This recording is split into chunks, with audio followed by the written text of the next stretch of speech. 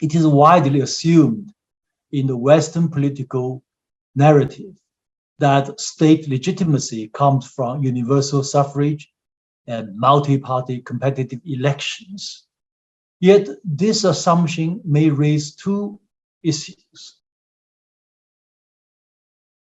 And I will here discuss with you this whole idea of the China model of development and the China model of democracy, all from a civilizational state perspective. And China's dramatic rise has indeed catch the attention worldwide. China now is the world's largest economy by purchasing power parity. It's already, by PPP, purchasing power parity, 20% larger than the US economy. It's also the world's largest trading nation and with the world's largest, most comprehensive manufacturing industries. And what's more important, as a socialist country, China has eradicated extreme poverty across this vast country and has achieved compulsory education for all, housing for all, medical insurance and pension for all. With a life expectancy, I just checked this morning, higher than United States. By the end of the year 2020, China life expectancy 77.9, United States is 77. Of course, China has share of problems, some of which are very serious and require dedicated solutions. But China's overall success is beyond doubt. And some claim that it's due to the abundance of cheap labor. Yet, in fact, most developing countries today offer cheaper labor than China. Some claim it's due to the authoritarian political system. But by Western standards, there are many authoritarian states in Asia, Africa, Latin America, the Arab world, etc. Yet, most of them have not yet performed that well as China does. So if these explanations cannot explain China's success, we should think beyond the box. To my mind, it has to do with the fundamental nature of China as a state, as a civilizational state, and the Chinese model of development and Chinese system of democracy. And the China model is guided by a philosophy called seeking truth from facts. It's an ancient Chinese concept dating from the Han Dynasty, which means around 200 BC.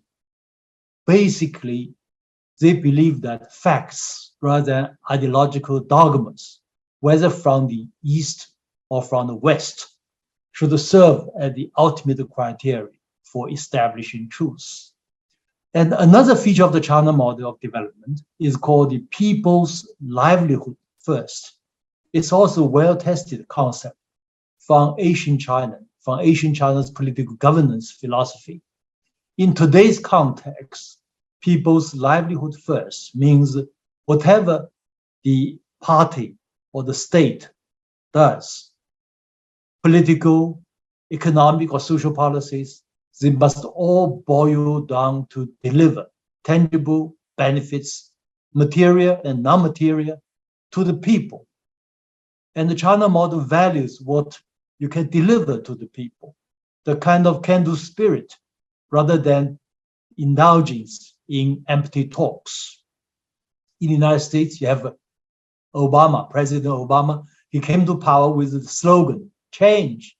Yet 8 years passed of his 2 terms, but without much change. This is inconceivable in China.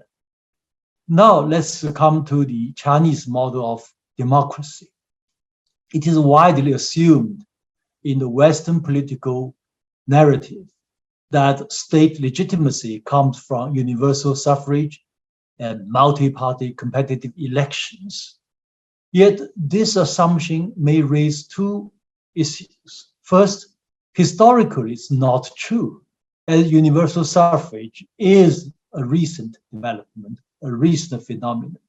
One can claim, for instance, US state has no legitimacy prior to 1965, as African blacks, African Americans had not been allowed to vote prior to 1965. Furthermore, this practice, universal suffrage, is confined only to nation states. It will be very difficult to imagine that, say, the European Union could establish its legitimacy this way and still play its steering role or unifying role. Anyway, EU is going way down now with the Ukraine crisis. And these two issues help us better understand why the Chinese sense of legitimacy is vastly different from the Western one. For China is not a typical nation state, but rather a civilizational state.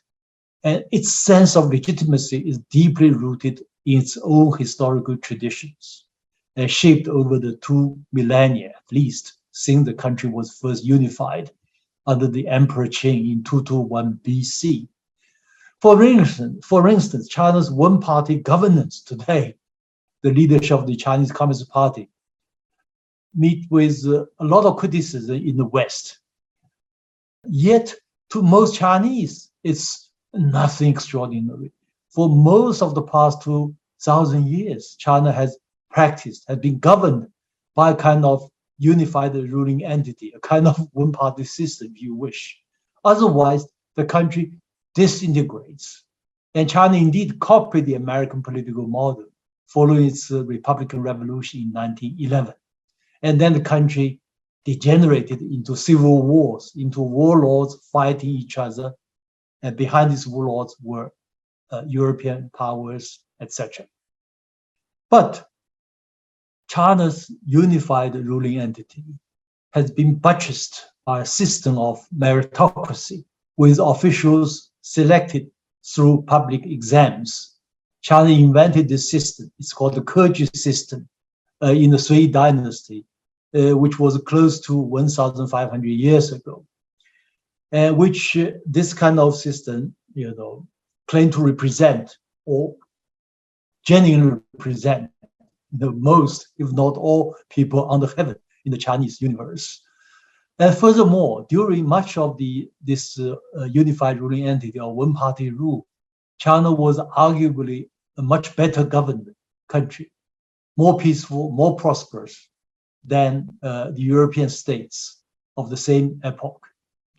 11 years ago, when Arab Spring occurred, I had a debate with Professor Fukuyama, the author of The End of History and The Last Man, in Shanghai.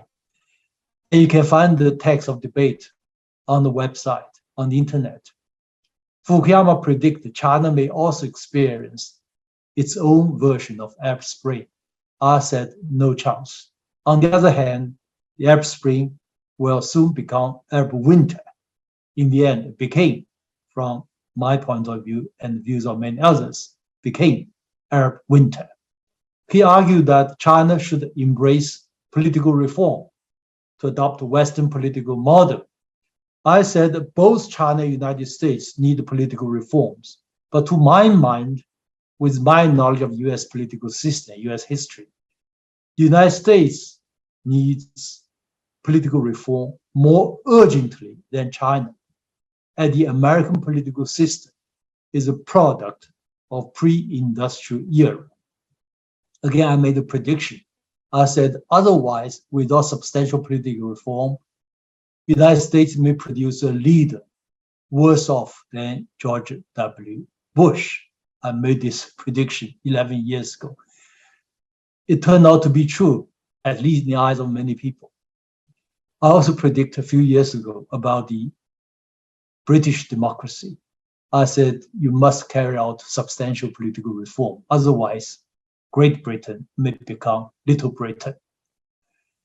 Indeed, to most Chinese today, having witnessed its 2008 financial crisis of the United States, its United States COVID debacle, its massive gun violence, its failure in Afghanistan, etc. Indeed, American democracy to most Chinese is increasingly like American joke. And still, the Americans love to lecture Chinese, lecture us. Of course, and we are more than happy to lecture them back. The United States is obviously on the wrong side of history. Its decline may accelerate unless it embraces serious political reform. to free itself as much as possible from this control and influence and even the yoke of the military-industrial complex and from the Wall Streets.